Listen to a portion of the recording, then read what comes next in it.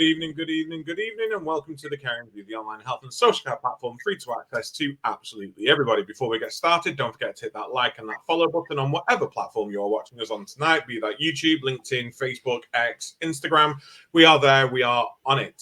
Go to www.thecaringview.co.uk for all of our free resources, our latest podcast episode, chat show episodes, posters, supplier lists, and find out all about our fabulous sponsors. The Caring View is 100% free, does not cost you anything to access our services, our products, our resources, our content, nothing at all.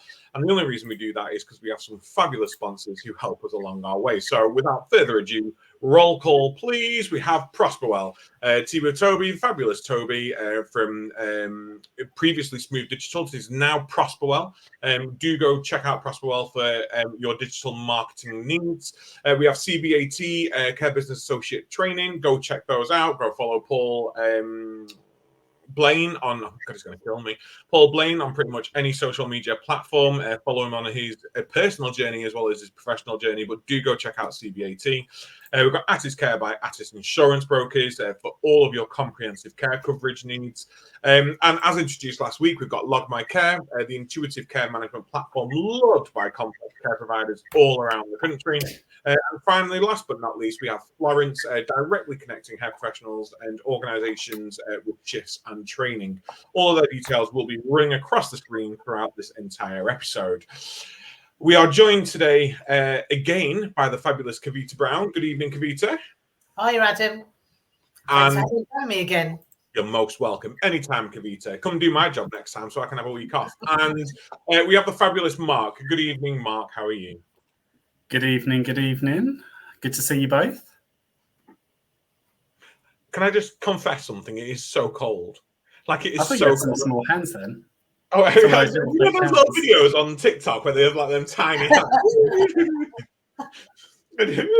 I love those ones where, you know, where they paint lips on the nose and then like they cover their face like that. It looks like they've got like a tiny head. They're hilarious. No, it's so cold. I'm up north. For anyone watching this who doesn't know, I am Blackpool, Lancashire, and it is Baltic up here. It is. I've already admitted I am getting my pumpkins down this weekend and decorating for autumn and soon to be Halloween.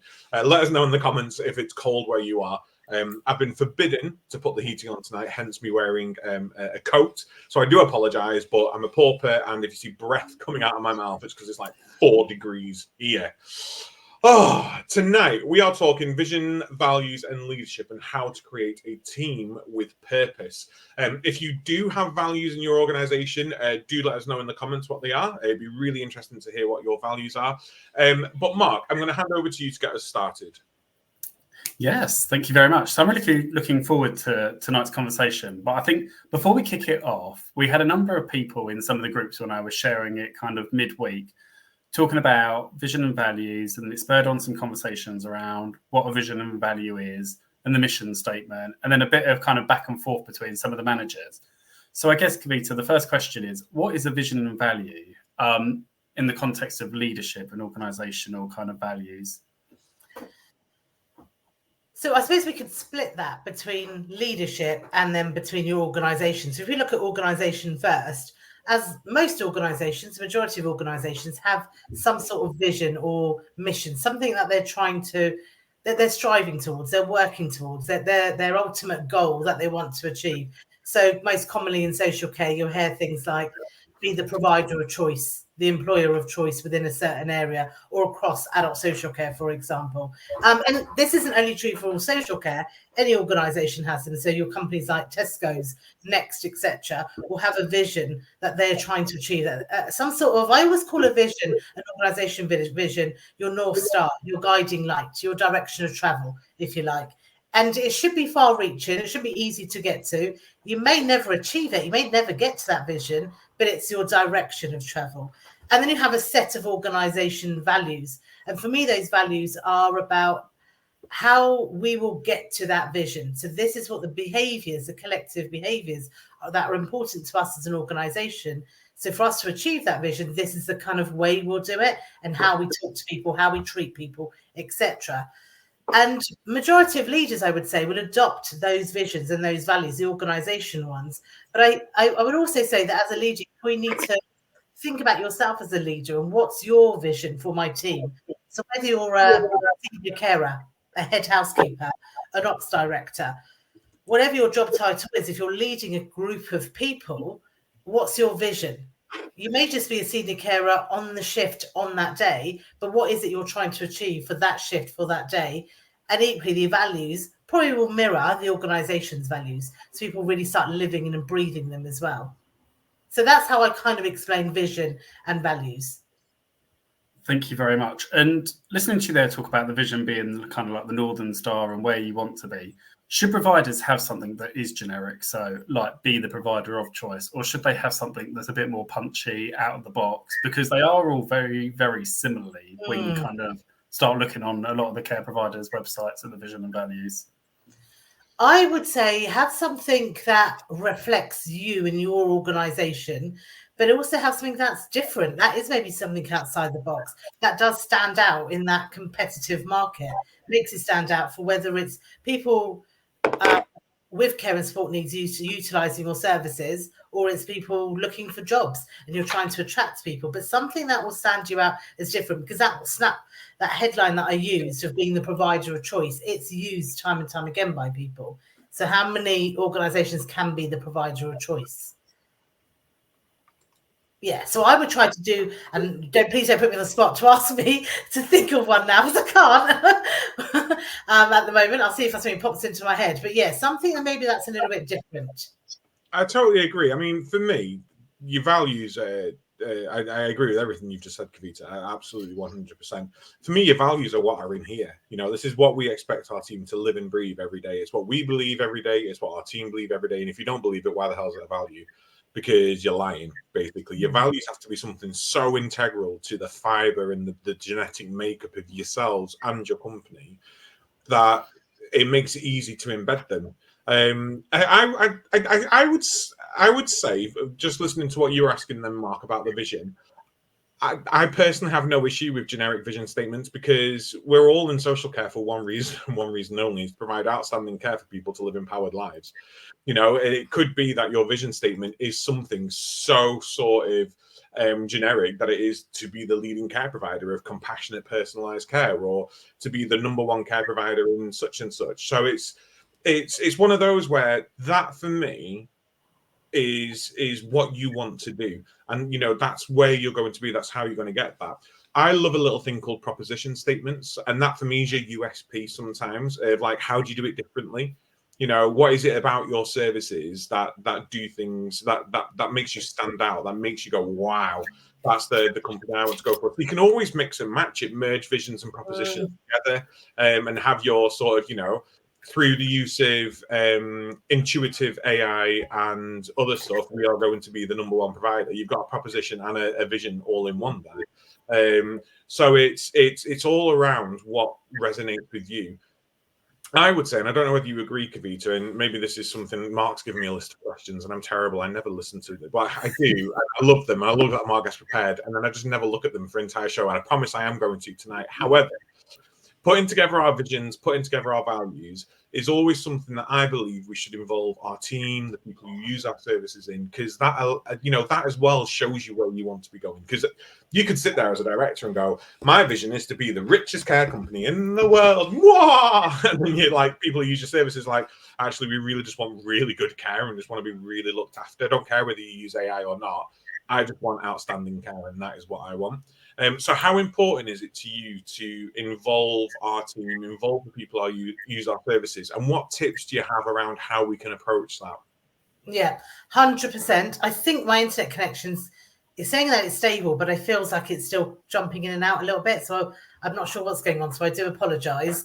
But coming back to your question, 100% involve your staff teams, people that use your services, people that may have used your services in the past, people that may use your services in the future, as well as families as well. And develop that vision, develop those values with people, but you've got to be very authentic when you do it. So I've sat in a room before where we did this. We went out, we had workshops across the business, across different business areas. We involved as many staff as we possibly could who were willing to take part. We involved relatives, we involved family members, we involved the actual residents themselves. And it was a really good series of workshops where they were giving us great feedback, and there was common themes coming through. When we took it to the table, so to speak, a lot of it was disregarded because people at the top didn't think that they were the most suitable values for the marketplace at that time. So you've got to be, if you are going to get feedback from people, if you really want to develop your vision, your values with your people, whether it be your residents, your service users, and your staff teams, we've got to act upon that. We've got to actually really value their input, value their feedback, and then that creates our vision and our values. Because otherwise, people won't buy into it. It's almost a tick box that we're just doing it to showcase we're doing it. That makes me think that their sort of mission or their vision values would be like, we care about people, just not enough to take on board their views. You know, we want to look after people and care for people, but we don't care what they think. You know, it's like, how do you achieve that vision that you're going to put out if actually you're just vetoing everything that people say? Yeah, absolutely. So 100%. You create that vision, create those values with people around you as well. And I think that links back into the first quality statement, I believe, under Well Led, about having that vision, having that values, the culture. Which is all encompassing, so you can really showcase that it is. But again, coming back to your vision, make it a bit harder to actually achieve. You don't want to make, we want to achieve, I don't know, good. I'm not saying that's easy to achieve either, but we want to achieve good within our service. Make it a little bit more far-reaching, something really that people have to work towards as a whole unity of a team, of your whole of your organization, that everybody's heading in that direction. We're all working to that direction. And the only way they actually become live is when we ask ourselves every day, what I'm doing today, does it relate to that vision? Because if it doesn't, maybe I shouldn't be doing it. Yeah. The work I should be doing every day should be to make our journey more towards that vision that we're going towards. And if it's pulling in the opposite direction, we need to re-question what we're doing. And make it measurable. There's no point in having a vision if you can't bloody measure how close you are to getting to it. If you've got a vision, build it into your surveys that you send out. Don't have to, have we achieved our vision? Just ask questions which link into what your vision is, and it gives you a litmus test as to where you're at. I would also say, Kavita, I totally agree. Make your visions ambitious, but I also love small visions. So, like, what's our vision for the year? This is our overarching vision. What's our sort of, as a group, what is our vision for the year? What do we want to achieve for the year? Just a quick shout out to Tina Welford in the chat before I hand it back over to Mark. A book called The Big Five for Life by John P. Strelecki is a great read on working out values and getting a team and the right team who share your and live your values, etc. She uses this on a leadership course with great positive outcomes. Look for the books, because the books are great. Like, the books are absolutely fab. And if you can find good books out there, a lot of them are written like fables or like little stories, but they are little nuggets of insight. You don't have to copy it verbatim, but just listen to what other people are saying as well. There's some really good learning out there. Mark, have I gone off piece on our questions? No, you're okay. You can go off piece. I just like questions, just in case we ever I know he scolds me after every episode. He's like, as soon as the guest is like, Adam. I'm joking. I'll tell you what. That's absolutely fine. I'll go off piece here because I was listening and I really liked the fact that you were speaking there about having measurable vision and the values. Now, I worked with a company previously and they used to change their vision and values every year. And then we would have like a performance monitoring against each year that went into our appraisal. But it then became really hard for employees to know what the vision was, what the values were. It just kind of got lost and there was new. And I want to come on to comms in a minute, so I won't kind of go down the line of what we did to communicate it. How often should a company be looking to change the vision and values? So if there are people that are watching tonight thinking, I really think that we should change our vision and values and we should involve people, but we only changed it last year or the year before, what would your advice there be? I think for me, it just depends on your strategic direction as an organisation, as a business. So if your strategic direction, your plan 4 or 5 years ago was to achieve X, Y, Z, but now, because of maybe circumstances beyond your control, actually your vision, your direction of travel is now slightly different, and your strategic plan is growing. So I know an organisation who was predominantly domiciliary care, and they kind of like dip their toe into complex care, very complex care. Over the course of probably 18 months, maybe less than that, they're now, last time I spoke to them, their dom care business is literally hardly anything. And their complex care is huge. The demand in that area for complex care is just really taken on. So their strategic plan and their direction is now changed. So it would be the ideal time to re-look at that vision and re-look at those values. It may be that you look at it and thinking, yeah, the vision needs tweaking, but the values is still us. This is us. The values still stand.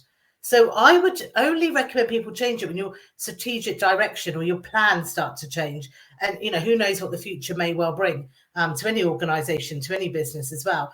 But equally, you may have already achieved what you needed to achieve. So now's the time to probably go back and think, right, what's our next marker? What's our next step? Because your vision doesn't have to be in place for the next 100 years. It could be a vision for the next 2 to 3 years. Right, we've achieved that, going back to what Adam was saying, of measurable visions, values. We've achieved that. And now let's relook at where do we want to grow now? Or where do we want to develop in further as well?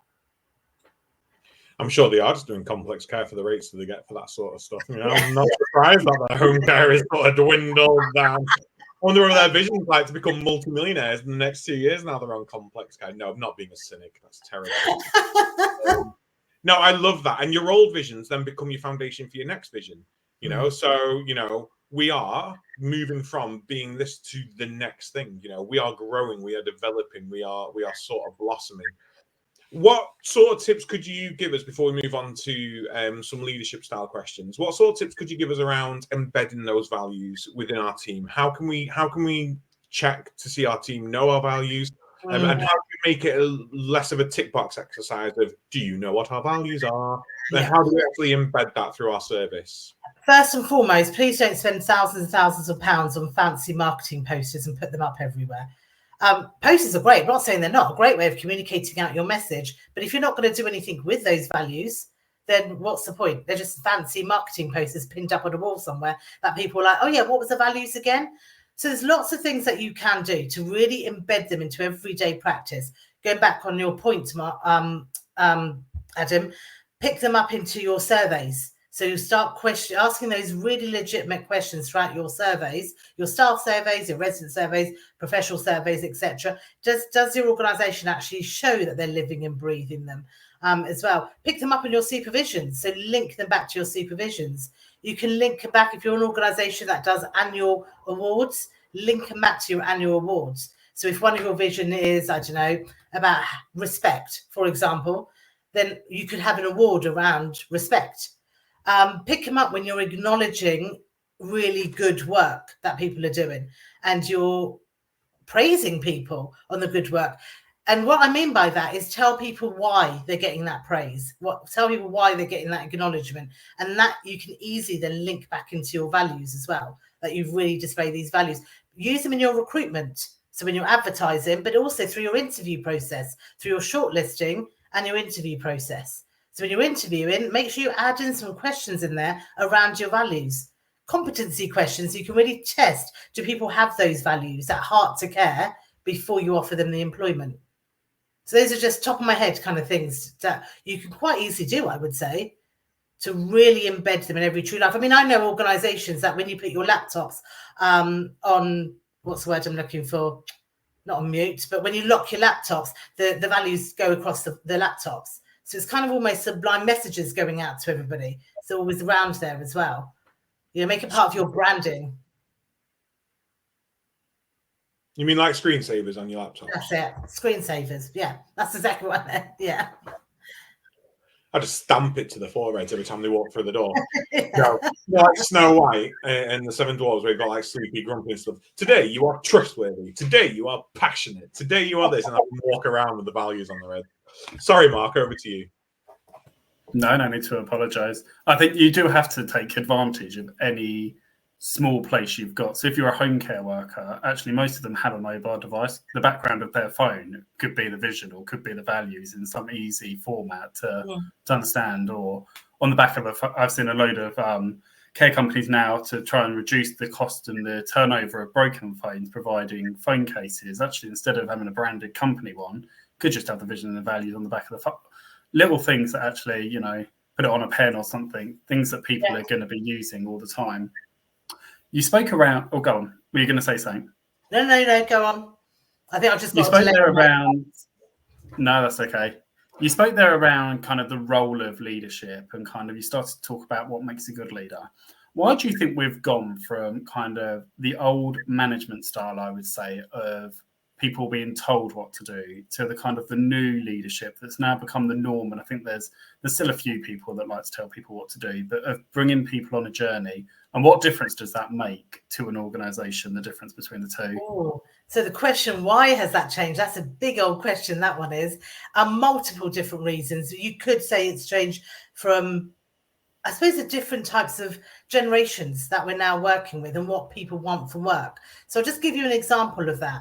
So my dad, bless his heart, just bordering on the age of 80, he'd always worked at Ford Motor Company down in Southampton. And he'd been there from day dot, I don't know, way before I was born, and he retired with Ford Motor Company. And he was, I suppose, he was a proper grafter, and he is still a proper grafter, but he was very much that generation that I'm working to put food on the table and to survive and to get the house and make it warm and, you know, pay for the education for my kids, etc., etc. And I think when you start looking at different generations, so I think when I look at myself and my siblings and our generation, we're very much like, actually what we want from work is we don't really have to survive with work. What we want from work are more opportunities, we want a bit more of a standard of living, and we want all those kind of opportunities that come forward. And I think other generations, maybe a generation younger than me, are more looking for, I want some sort of experience. I want to live by experiences. You know, that generation kind of done all of the other bits of the hard grafting. And, you know, we want something different. So I think a lot of leadership has changed because people are demanding something different. I think competition is very tight. You don't really get people. So I remember when I took redundancy for one of my job roles, and I was there for about 10 years, and I took the voluntary redundancy. My dad was absolutely mortified because he was like, well, what do you mean you're leaving? But why are you leaving? What you haven't got a job to go to. Why have you taken redundancy? Because he'd stayed loyal to that company for 40 odd years. So it was a new concept. But I think people are just demanding something different. And it's very competitive, completely competitive out there. So if somebody's not getting something from their manager, their leader, their boss that they need, they can just simply go somewhere else. It's a very different workplace. So I think that question is, that's just a example of why it has changed. But equally, it's changed because we know it now works. This is what works in this day and age. You know, we are in 2024. We shouldn't be telling people off. We should be having constructive conversations with them. No, absolutely. And in terms of employees staying with a company, so my dad was very similar. Joined the police at 16, retired at 60, spending his whole career there. I've moved around, so I spent 3-4 years in a job, then I moved to a different company and kind of bounce around. And a bit like you, my parents find it really strange and I think unsettling when I tell them, oh, I'm looking for another job. Does that make embedding vision and values harder with an ever-changing team than it would have done years ago with a consistent team that was loyal and dedicated? You could argue that with a consistent, loyal, dedicated team, complacency jumps in. And actually, people will just come into work and just become complacent because we all do. We are human beings. You could argue the other way. I don't think it does. I think if you've got a strong vision and values that are truly embedded throughout the organisation, that people believe in and bought into and really aspire to work in that way, then that has, regardless of your turnover of staff, people leaving after 2-3 years for different experiences, that's still breeding. It's still evolving. It's still being fed down the chain and across the chain, should I say, as well. So I don't think, you know, your staff turnover should really affect it. I think if you've got a very high staff turnover, then you probably have to relook at your leadership and your vision and your values. Are you living them or aren't you living them in practice?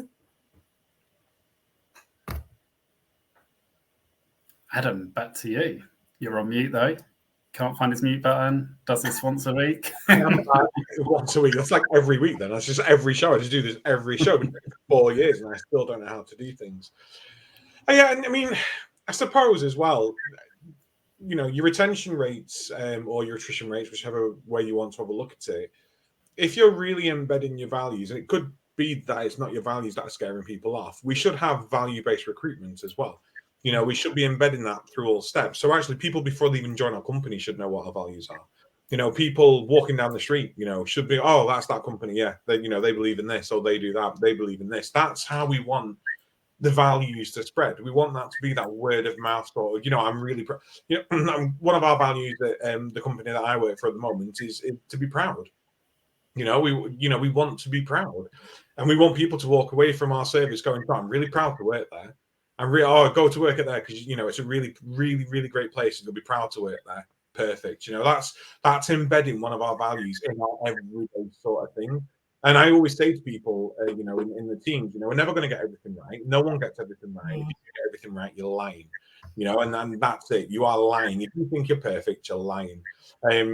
And the only thing that I ask you is to go home at the end of every day and go, am I proud of what I've done today?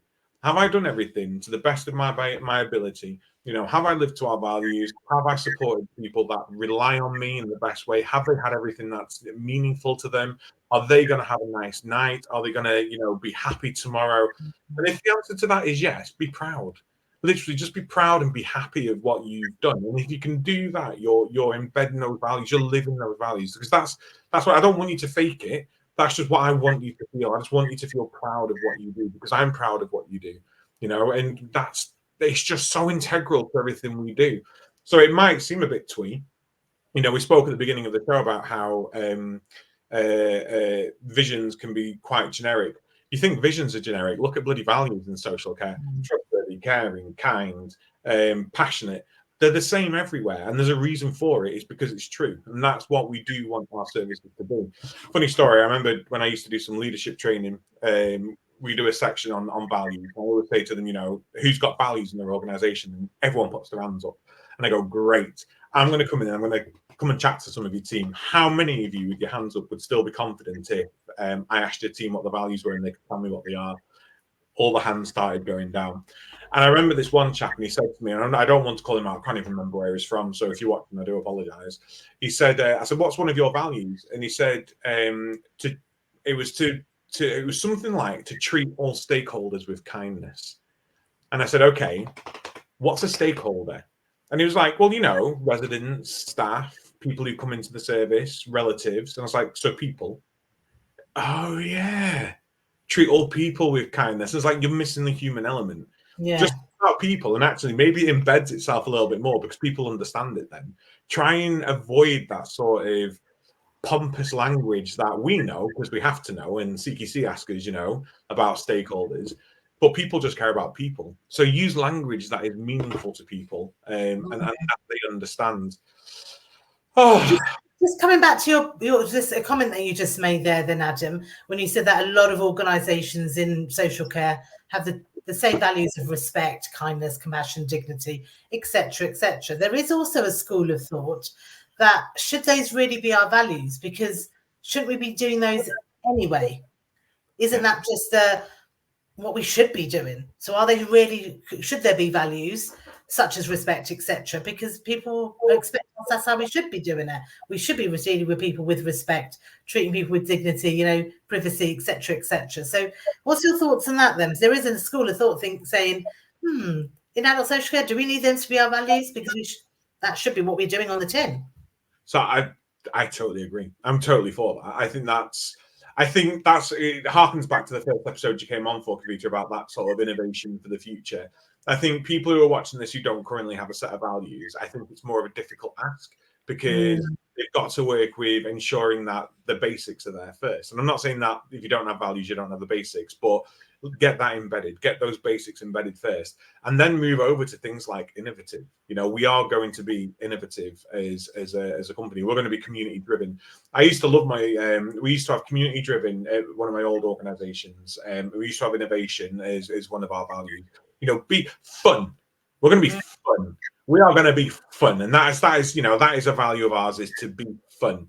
You know, and that's, you know, I mean, most people who've heard me talk about social care are surprised that one of my values isn't being sexy, because I think social care needs to be sexy. I think it needs to be delicious. I think social care needs to be one of those things where people go, I want more of it. I love social care. I want more of it. You know, have something really exciting, different. You know, one of you guys, we're going to be different. You know, we are going to be individual, and that is what. And I don't mean person-centered care. I don't mean person-led care. I don't mean treating people individually. We're just going to be individual. Everyone here is going to be different. Everyone here is going to be fabulous. LinkedIn user, don't know your name because it's not come up on StreamYard, but 2 types of values: core values, operational values. Too often users are confused totally. So what we're discussing at the moment, Kavita, is aspirational values. Yeah. Mark, what sort of aspirational values would you like to see?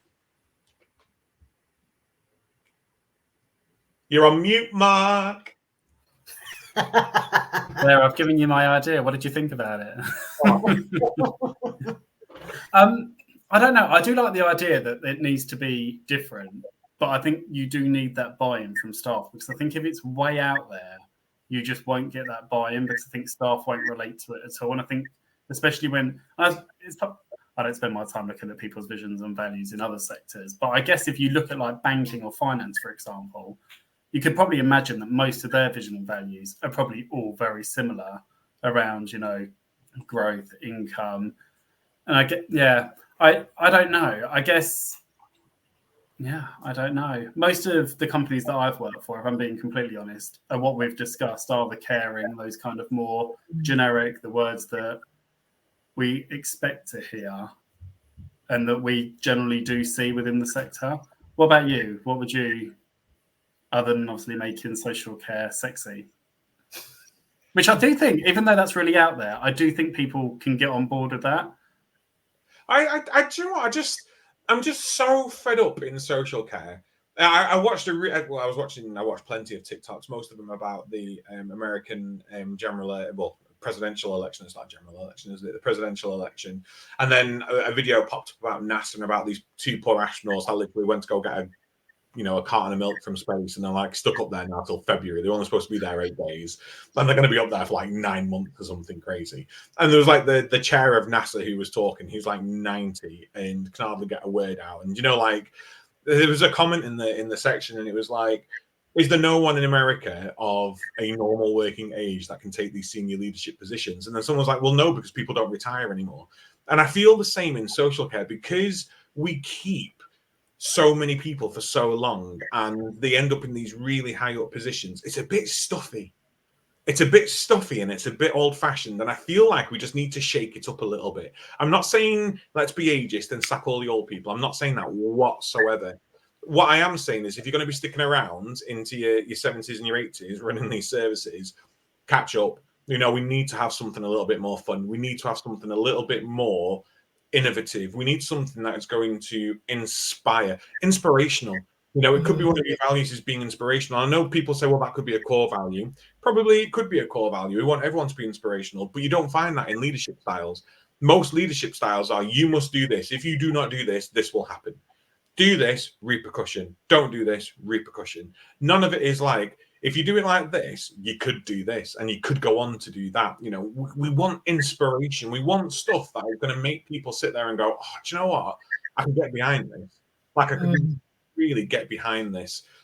Social care needs to be sexy. So I'm saying that. I don't care. That's what I'm saying. Social care, we are going to be sexy. That is what my aspirational value would be. What about you, Kavita? No, I 100% agree with you. And I think it's also thinking about social care and thinking, what will it look like? What would it feel like in the next 5 years, the next 10 years? Because some of these values, etc., that we have, they may not be applicable for the next generation of people moving in.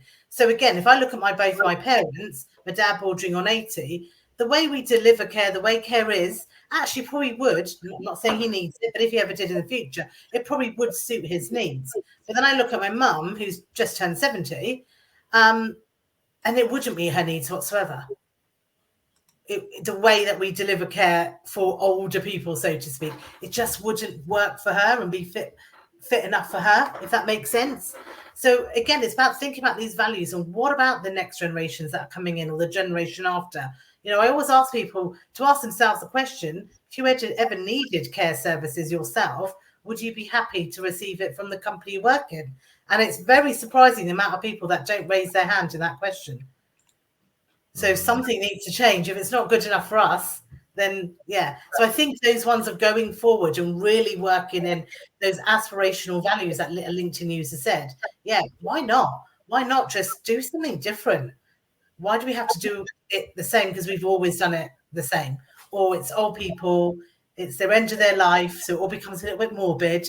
So we have to talk about respect and caring. Well, no, people want to have fun. People want a good quality life. Heck, one of your aspirational values could be to have good deaths. Yes. You know, we always talk about aspirational lives. We always talk about living the best life we possibly can do, and we still don't talk about death. We literally skim over it. It's like, oh, come and live with us. You're going to have the best, most fun life ever. You're going to do this, you're going to do that, you're going to do this. You'll die, but you're going to do this, and you're going to do that, and you're going to do this. Actually, you're going to die well. You know, you're going to come with us, you're going to live well, and you're going to die well. That could be it. That could be your company's aspirational values, to live well, to die well. You know, it could be as simple as that. And that encompasses everything. Like, it literally encompasses everything. Every single time a person dies in one of our homes, the first thing I ask is, was it a good death? Was it a good death? We only get to do it once. And I swear to God, if I don't get a good death, I'm coming back to haunt everyone. I want to go out with the best death possible. And that is period, full stop.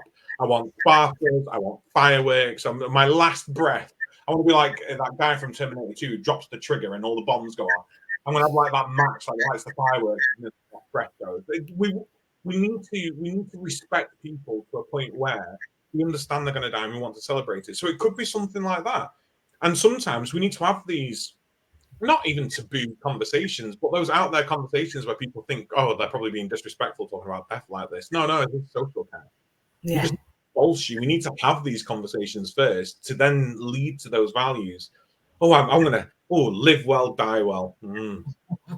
But I think that comes back to what we were talking about right at the start, that it's got to be appropriate to your service. Now, if I had to die well as a reablement service provider, I'd be kind of doing the opposite of what we do on the tin. So then it wouldn't fit around the vision and the values that the organisation that we have. Go on, I can go through some of these on the screen, Adam, if you pop them up. We got first. Paula Cashmore. Good evening, Paula. Vision around AI and technology would be very forward-thinking. Completely agree. I think AI, it's definitely on the roadmap. And I think if you haven't got something in the roadmap around AI and technology, you're definitely behind the times. Petros has said, I work in finance and you can actually be caring in that area as well. And this is by experience. Thank you very much for your comments. Just coming on what Petros has said, I absolutely loved some of the work David Sheard used to do back when he had Butterfly. We've had David on the show before. David, I'm so sorry for getting what the company was. I know it was a bit fractious towards the end. Anyway, so I used to love the work they did, where it was everyone had to be caring. Everyone in your service had to be caring. And I watched that when I was quite early on into my journey in social care, and it led me to change loads of things. Like, we got rid of uniforms, we changed the way we did things, we changed the way we did our values and all of that. And actually, it was around making sure that your housekeeping team, your IPC team would help people in distress, because that's part of their role. They're there to care for people, even if it's just to clean a bedroom, for example. If they're in that bedroom with someone, they need to have that human aspect. They need to have that caring aspect. Same with your finance team, same with your HR, same with everyone who works in your organisation. Just because they're not on the front line delivering that direct care does not mean they get scot-free for being a grumpy little so-and-so. They've got to have the same values as our carers. And I think that's super, super important, like super important. And then the last comment from Tina, she supported a service where they took the vision and the values, put them onto an A3 piece of paper, and got the residents to write how they saw the staff deliver these visions and values and how they didn't. Says it was really powerful, and you've confused me there, changing it, and actually got those embedded. And a couple of people in the comments have put that they love that idea. Yeah, that's great idea. Yeah, I think that's a really powerful tool. And then she said that they were displayed in the entrance to the service as well. So I guess going back to the conversation earlier about actually how you maximize the awareness of where they are. I want to talk around if you've got vision and values in your organization. So there will be some managers that think this is amazing, really want to change it. Go to the CEO, go to the directors, know they're set. There's nothing they can do. They might not have had buy-in from the employees and the team members. It might be the vision or the values just are unbelievable. The staff don't buy into them. as a registered manager, what can you do to motivate people to live those values? Should they be creating some smaller ones underneath that are measurable to those bigger ones?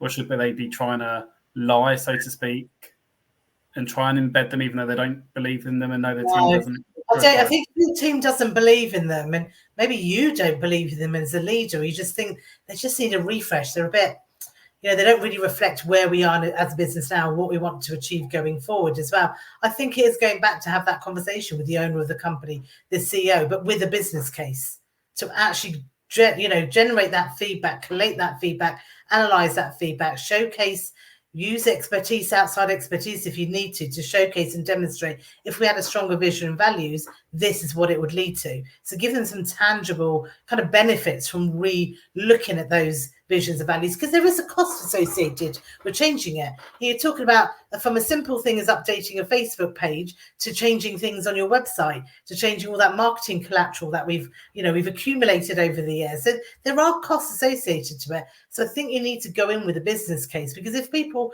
don't truly believe in them, they're never gonna live by them. They're never gonna remember them. They're not gonna be meaningful. Alternatively, depending on what those company values are, you could, as a leader, I would relay them back to my team. So what it means to them in practice. So you might have a fancy one of, I'm going to use Adam's example of, kindness to stakeholders.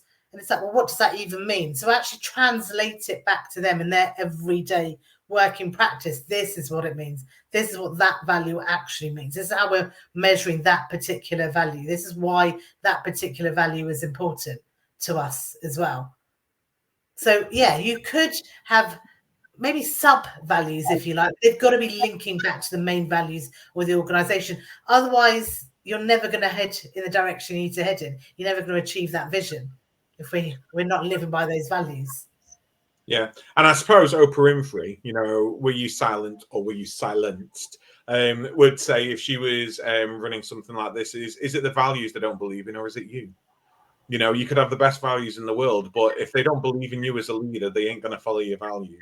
And sometimes you have to sit there and think, do they believe in me? Am I the right person for this? Am I doing the best that I can do? Am I the leader that I need to be? Mark, I'm trying to segue into leadership questions here because we've spent most of the show on values. Appreciate the segue. And I'm thinking to myself, actually, is it you as a leader they don't believe in? Because sometimes the hardest thing to hear as a leader is you are the problem. And that's really difficult because you either go, do you know what? Screw it, I'm done. I've had 10 years of this. I can't take any more. If they don't believe me, they can go and get another manager. I do not care.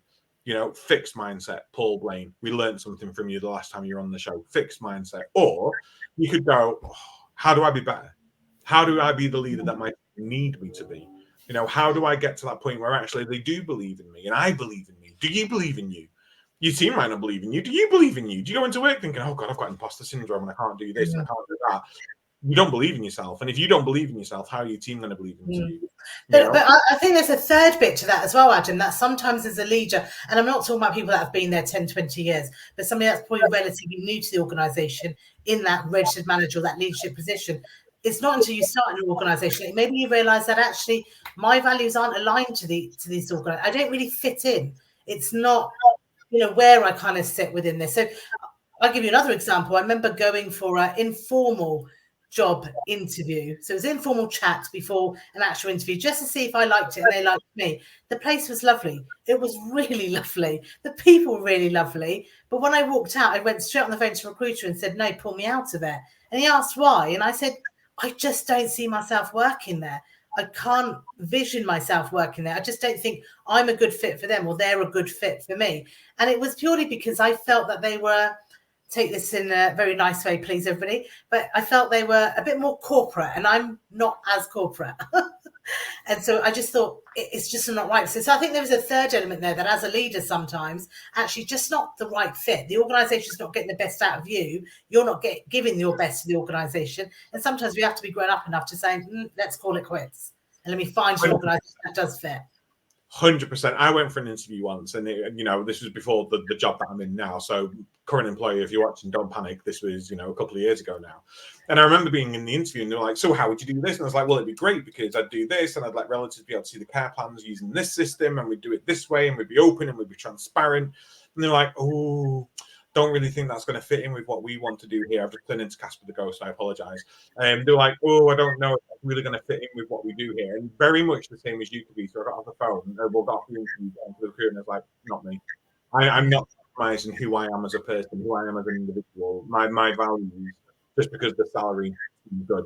I recently had the experience to test, I won't say who for, but values, my own values with something else that I do. Unfortunately, they were like, "Oh yeah, you're right." I was like, "Oh, perfect, great. I can continue doing what I do because my values aren't being compromised." Change who you are as a person, because those are the moments you start going home and you go home, you pour a glass of wine, or you eat a chocolate bar, and you eat a bag of crisps, and then you eat a cake, and you go to bed sad, and you think, "Oh God, I hate my job, and it's making me feel like crap." Your values are being compromised. Don't do it. You're worth more as a person. 100% agree with you. I think quite a few of us have probably been there as well. But yeah, coming back to your question, I think it is about translating those values through you as a leader. Ask yourself that question: do you believe in them? Because if you don't believe in them, I suppose it comes back always to that statement: lead by example. So if you don't believe in them, your team's never going to believe in them. And you've got to translate those values back into what does it mean in reality for individuals? What does it mean for that bank worker that he does X amount of shifts, in a month? What does it mean for that kitchen assistant that doesn't really tend to see our residents that often? But what does it actually mean for them in their job role? And that same value could mean different things depending on your job role and how you actually showcase that value. And I guess that's where we came in earlier, where we were talking about those sub-values, because actually you could just change the wording to link it to that role. Colette in the comments has put, as a registered manager, you have to 100% believe in your organisation's values. If you have the belief in staff can see you're passionate, they then believe and work to your values too. I'm lucky to have fabulous directors who are equally as passionate as me, which always helps. And I think just listening to the both of you talk there around, actually, if you work for an organisation and you don't share the vision, you don't share the values, actually, I don't think you change as a person. I think you just die a little inside. I think you mask yourself. But actually, on that drive home, I think on that drive to work, and I've definitely worked for an organisation, you hope there's a traffic jam or you hope you have a car crash and you don't want to turn to work, or on that drive home and the days become really long and you just become like a shell of yourself. But I think that has a knock impact too, because actually your leadership then changes, your culture changes, your staff team then notice that something isn't right. They might not know what that is because you might be saying all the right things and doing the right things, but you haven't got that buy-in, and they'll get the whiff of that. And then you'll see your increase in turnover, and then you're kind of back to square one. And I think, like you said earlier, Kavita, actually, it's a job seekers market out there. So actually, if you don't believe in the vision, or if your vision changes within your organisation, it's okay to say, actually, I don't believe in this anymore. And I think when I worked, and it doesn't take long to kind of figure out where, I'd worked there for 3-4 years, and I had no plan to change. We had an outstanding rating with the CQC. I had a great PAMS outstanding rating, but the vision of the company just changed to something that I didn't believe in at the time. It might be very different now with my experience, but at the time, I just didn't believe in it. And it was just a case of having a conversation with the director saying, he's all well and good, but I'm not the person for it because actually X, Y, Z, and I'm just not going to buy into it. And then just having that conversation with the team as well. Because I think sometimes when you then just resign because your vision and values have changed, it then sparks something within all your team that will jump ship too. But actually reassuring them that they can carry on just because you don't believe in it doesn't mean that they don't have to. And I think it's just having that kind of open and honest. Jackie has put, translate the values to be meaningful for all roles. And then obviously when we were talking, that's quite quitting, which we've obviously seen on the increase. And Petros has put, how does a leader, it might be a question, how does a leader have oversight that values are being implemented though? There's several organisational structures, and in my understanding, the pyramid structure has not worked, although I might be wrong. What are your thoughts on that, Kavita? A great question. I think as a leader, you can't have oversight on everything. You have to be able to trust your staff to do the job we're paying them to do. We've developed them, we're supporting them, and we're trusting them to do the job that they're employed to do. So we can't have absolute oversight of everything. So I kind of get what you're saying about the pyramid structure, the hierarchy. I'm not a fan of hierarchy myself either. I think it's where you have to have distributed leadership. You can't do it all. I can't just sit here and try to control everything and have oversight on everything. Actually, I'm going to develop my team. I'm going to support my team and distribute my leadership. So actually, within everybody's job role, there's an element of leadership in there. There's that element of accountability, because leadership for me is not the name badge. It's not the interview that I've got. Now I'm a manager, fancy glowing, director, whatever name badge that I've got, and now I'm a leader. That doesn't make you a leader. So you can distribute your leadership, really upskill your team to take that level of responsibility. And then together, you have that oversight. Together with the culture you've created with this distributed leadership, everybody's got that oversight to know what's working, what's not working, where do we need to plug the gaps for something, or people need more support in this area or in that area. I don't think we can ever sit there and say we're always going to be 100% fantastic, because we won't. There will be days where they are really bad days, and people have had bad days for whatever reason. But actually, we have to look at the majority. This is how we do it here, and this is working for us. So I would always say you can't have oversight on everything. It is through that distributed leadership. But you have to trust your team to do that. And I would say I totally agree with you, and that's where the embedding comes from. So it's in everything that you do, so make sure it's in your appraisals, make sure it's in your interviews, make sure it's in supervisions, make sure it's throughout your induction, and have them measurable. I'm all about SMART, and I don't have to scream it off the top of my head: specific, measurable, achievable, realistic. I can't spell either, because I was thinking, what's E in SMART? Excellence. Yeah, honestly, and time specific. But you've got to be able to have something that you can actually measure and do that. We all should be doing managers walk rounds every day. I agree, they're laborious. They need to be less paper, less questions, and more the feel of the home. But when you walk around your home, let's say your core values are to be kind, to be passionate, to be whatever, you can see that when you walk around your service. And if you can see people not working with those values haven't embedded, because if the values had been embedded, they would have been pulled up on supervisions or probationary parts about not working in line with your company values. And if they still didn't work again, so in line with those values, they wouldn't be in your organization. So that, for me, is showing you that they're not embedded, because you've still got people working in your services that don't exude those values.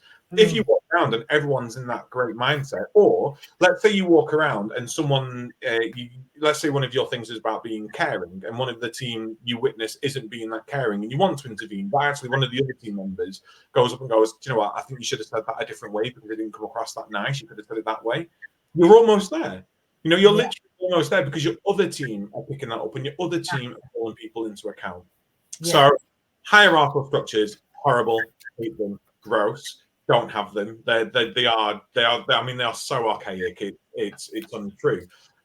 So I would say don't go with a pyramid structure. Make it so that the most important person in your service is the person using your service, for starters, and then the next most important person is the person delivering the care, because they are working with the most important person in your service every single day. You're the bottom if you're a director. You want people to grow stuff at you. If you're at the top, this magical pyramid with a crystal top, ain't nothing coming uphill, because gravity sucks, and gravity's just going to pull it all the way back down. Go to the bottom and let people throw stuff down to you, because you're there waiting to listen with a basket, patching it all and going, right, let's try and do something with this. Let's try and do something with that. But I think for your values, the only way you can tell is to get out on the floor. Do that secret boss. If people don't know who you are, for example, which is also kind of scary if they don't know who their big bosses are, but go into your service for the day and do a back to the floor day. Go, you know what, today I'm just going to work on the floor with my team. I am literally just going to work on the floor with my team. A, I'm present. B, they can see that I care about what I do. No, it should have been B after A, shouldn't it? I tell you, I can't spell. 4, then, let's just go to a number this time. 4, if they can see you out there on the floor, they know that you're willing to do absolutely anything. And then finally, you can see firsthand how your team working. And you can get the feel for it. Values are all about feeling, crying out loud. Go and try and feel it. See how you get it in that way. Amy, not going to be overnight. Can't say it's going to be pleasant. I'm not going to say you're going to like what you're going to see. There's plenty of times in my career that I've gone out and gone, oh, I love our values and they're perfect. One of them being unapproachable in our old organization. And you see a team member who literally sits there with the door shut all day. I'm like, really? So we're not embedding our values then, are we? And then the difficult side is having those conversations of going, you're not really working in line with our values. You're not really doing it, the way that we should be doing it. The other thing that I used to love doing is every time we introduce something new, I'll use non-uniform for an example. I'll go, right, how does this sit with our values? I want to try to do something new. So before we even go out to scope to find out what people think, let's bring this back to our values and see how it fits in with them. How is changing our uniform going to get us fitting in? So our old organization that I used to work for years ago, we had community driven, we had passionate, we had approachable, we had I think it was innovative, and something else. I was like, right, no uniforms, right, community driven. Well, we're going out in the community all the time with our residents and with our home care. And this is going to make it so that we're part of the community. We're not segregated. We're not looked at differently. The residents have got more respect. Perfect, great, approachable. Well, one of the concerns we had was, well, if you're not in a uniform, are people going to know to come and talk to you? Perfect, really good idea. How do we overcome that? Do we, that's part of our question. We've linked it to a value, and then it's applying it to what we want to do with an innovation.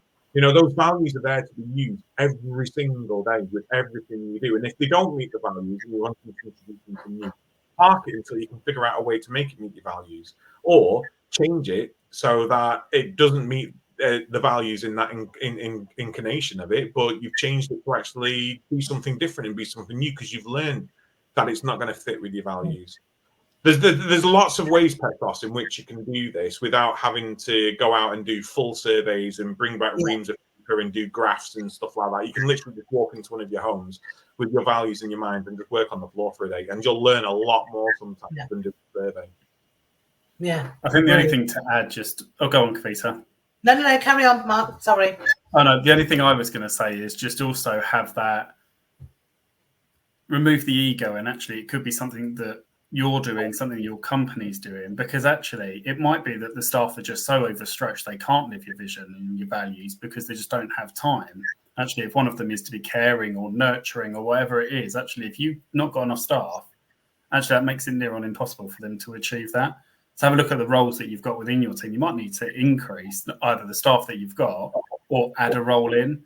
So like in my own organisation, we've got kind of your general managers that sit underneath your registered manager, but a lot of them said that actually we're dealing with like the HR, the performance, the sickness, the supervisions. Actually, what we'd really like is somebody that can just go out and do the observations, do them really well, so it's not a tick box exercise. We've implemented that into the organisation, and actually the team morale and the feedback from the staff is 100 times better than it was before we had that role. But actually just listening to obviously what your staff tell you. And I think it comes back, and I know we've said it time and time again, around exit interviews and listening to why your staff are leaving, because actually that gives you such good insight into actually what's wrong with the organisation or what is working really well. Yeah.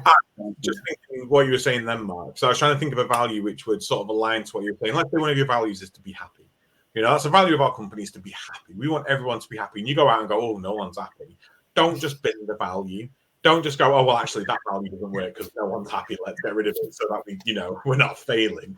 Have a look at why they're not happy. Like Mark says, have a look at why they're not caring. Think about what it is. Do an RCA. Sometimes you will have to go deep dive, and you will need to do a root cause analysis, and you will need to do digging in surveys and all that boring stuff, which I love. I love doing that, but a lot of people don't. You will have to do that at times. But like Mark says, go real deep. Figure out why it is those values can't be achieved. Don't just turn around and go, you're rubbish, you're not doing our values, because actually you might not be giving them the tools for it. And just to scare the bejeebers out of you all, I think it's the first quality statement of well-led is shared learning, vision and culture, or whatever it is. Mm-hmm. And if you're not doing this and you're not providing the team with the support that you need, and you're failing and you get a breach of Reg 17, they're going to think, right, and something major happens and they go, has there been provider level failure here? Well, actually, there may have been. So always think about protecting yourselves as provider level and going, right, have we done enough as a provider to make sure our team have everything they need to achieve and what they want to do? Think about it selfishly as well. Cover yourself as your providers. This being said, once the report's out, CQC might not exist. So, let's just wait and see. Who knows? But yeah, you hit the nail on the head there, Adam, and Mark as well. And I think it is about supporting people and providing the people, your team, with the tools to be able to meet those values. And equally through your leadership style. So if one of your values is kindness, compassion, respect, something along those lines.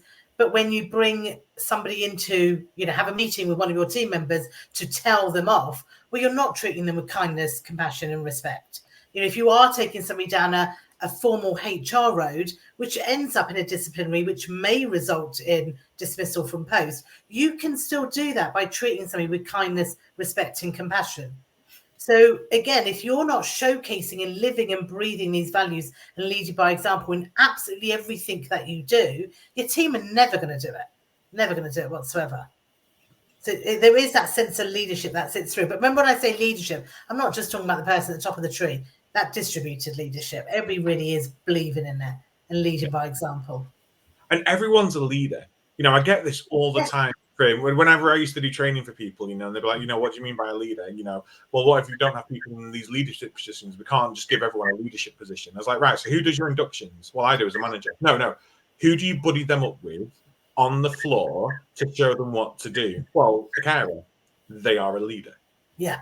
When you have double ups on a visit, if you're home care, one person takes charge, yes, because that's how we do a double up. They are a leader. Anyone guiding anybody is a leader. The people who use our services are leaders in their own care. Everyone is a leader in social care. It is not a position. It is just part of being in social care. Everyone is a leader. Everyone needs good leadership skills. And sometimes you do, unfortunately, see managers, etc., almost discourage people from taking the lead and becoming that leader on their shift or that leader with the people that they're working with. And sometimes they are labeled as the challenging ones, the gobby ones, whatever words you want to use. But actually, those people are your key influencers. As a leader, really identify who are those key influencers in my team. Who are the ones that are the key influencers in the night shift, in the day shift, in the kitchen? Those are the ones to really start working with, because they'll be the ones spreading your message. They'll be the ones, develop things with them, involve them in decision making. They'll go out and do that job for you. They're your key influencers. They're not challengers. They're not gobby people. They're the key people.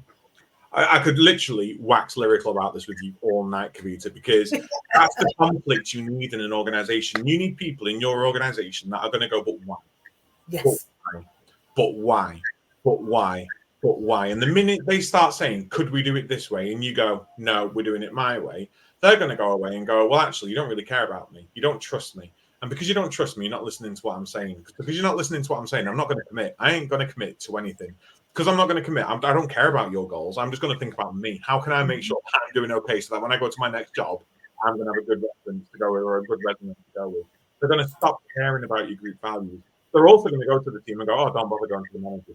Yeah. To do it her way anyway. And that way, boom, you've killed your culture. You've literally you might as well put the nails in the coffin yourself and go 6 feet under. Not like die. I'm not saying you to go and die. I'm just saying, your leadership in your home is dead. It was a really bad metaphor. But you are literally just killing your culture in your home there. If you do not listen to anybody and you just want to overtalk them and go, actually, cute, but I'm going to do it my way anyway.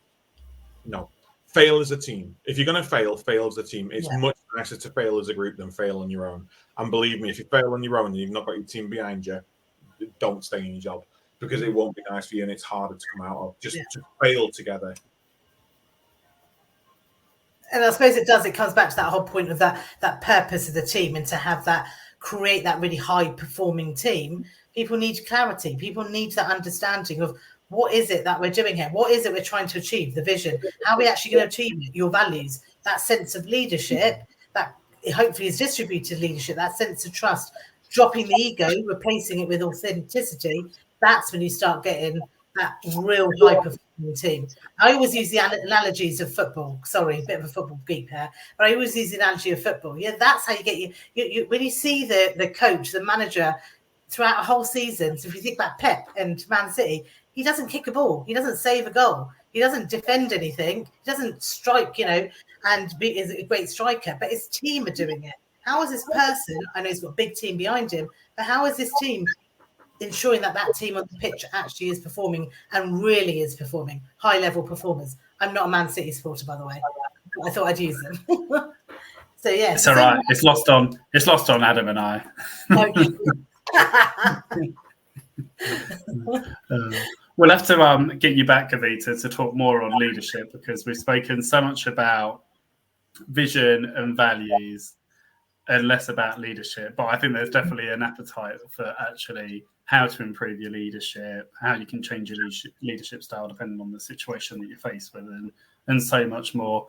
Just quickly, Jackie did say in answer to Petrus's question around KPIs, and I did message Adam in the background that we've never done a show on KPIs, and it's something that I see discussed on the manager groups so often about how to set them, what are meaningful KPIs that get the best out of your team. So yeah, definitely another conversation that we will have to have. Definitely. And KPIs about goalposts that move. If you're going to set a KPI, set a KPI. Don't go, oh, well, you've achieved it now, so I'm going to make it harder now. So, because you've done it too early. No. The KPI, let's be fair to our team as well, because that's going to disengage them. I'm not going to lie, Kavita. I got home from work today, 7.5 hours driving today. I was absolutely knackered. I'm freezing. Partner won't let me put the heating on, and I was sulking and I was grumpy. And this episode tonight has really cheered me up. They sort of reminded me of the excitement of being in positions of trust in social care. I was going to say in leadership positions or management positions, but actually it's not. It's positions of trust. We have PIPOT for a reason. We are people in positions of trust. And that is what it is. And it's so exciting to be here and to sort of support the newer generations. I mean, Christ, I've only just turned 35 and I'm already thinking about ending my career and bringing up all the other new people now, because by the time I get to 45, the people who are in my team now at 18, I want them to be here.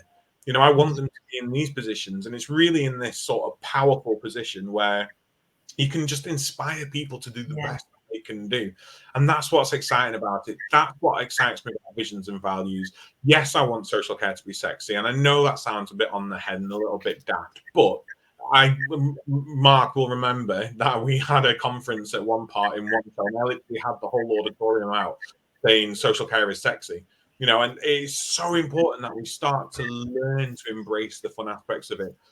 But one way that we can do that is through people like yourself, Kavita. So if anyone is wanting to know more about this, is wanting to learn more about this, how do they get in touch with you? How do they use LDG training and get more of this sort of beautiful insight from yourself?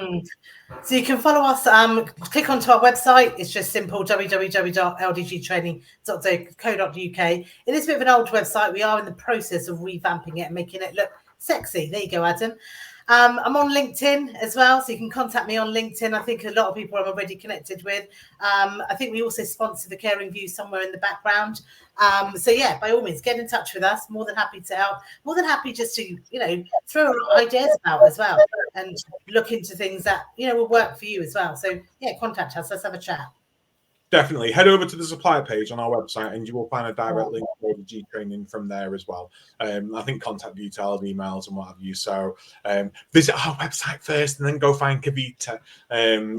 Go and download some resources from us and then go and find Kavita. It'll be fine.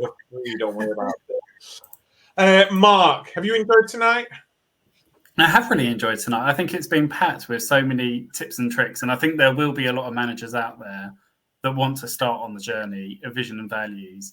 And I think the golden nugget for me tonight was just how you broke it down for people around actually your vision is that Northern Star, what you want to achieve, and then your values are just those steps on how you're going to achieve it. I thought that was just a really nice nugget takeaway just to break it down, because I think sometimes you just get lost in the lingo. Yeah, it was just simple, and I really like that. It stuck with me. Good. But no, I really enjoyed it. So thank you. Right, as a blog called "The Vision Is Your North Star" or whatever it is, and I think we should feature it on the website. So if you feel up to writing a blog for us, Kavita, we'll happily feature it on the website. Mark is right. The way you laid it out was just brilliant tonight. Oh, thank you. It's been a joy. I love coming on these sessions. Absolutely love it. So yeah, thank you for having me once again. Appreciate it. Welcome. Mark, I don't know where the hell time's gone. Everyone watching, I'm sorry that we're 10 minutes over. We do try and keep to a strict hour. One day we will do that. This is the part of the show, if you watch regularly, where I go, Mark, what have we got on next week? I do know for once. Sometimes you catch me off guard. So next week we have got Ketan from Predicare joining us. So yeah, it'll be a really good conversation around digital. I'm sure there'll be something around AI built into that. So yeah, but really looking forward to the conversation next week. Perfect. I know it's still a month and a half off it, but do make sure you go and register for the Care Show at Birmingham in October 9th and 10th. Mark and I will be there. We'll probably be out for drinky poos in the evening, although mine will be non-alcoholics over a year sober now, which is, woo, achievement. But we have got a couple of talks while we're there. One's on the keynote. Do come in and join us for it all around regulation and social care. But Mark, I believe that's going to be a topic that we will be discussing as well on the show in the near future, hoping that this autumn report comes out soon. So that we can go through that and discuss the regulation in care and what the recommendations have been from the independent review, which I found very interesting. So do join us next week. Ketan's a great guy. Predicare are amazing. 7:30, as always, live across all the social medias. If you're going to forget, just go and hit that subscribe button, hit that bell, give us a follow. You'll get notified as soon as we get it set up to go on for an episode. You'll never miss it then. You'll never miss it. And if you have missed it, just watch us on Catch Up. It does well for our views. Until then, Kavita, absolutely beautiful to have you here tonight. Thank you very much. You're welcome back whenever, absolutely whenever. Open invitation as always. And Mark, great to see you. Lovely doing the show together. And we'll see you all next week. Take care. See you later. Thank you very much.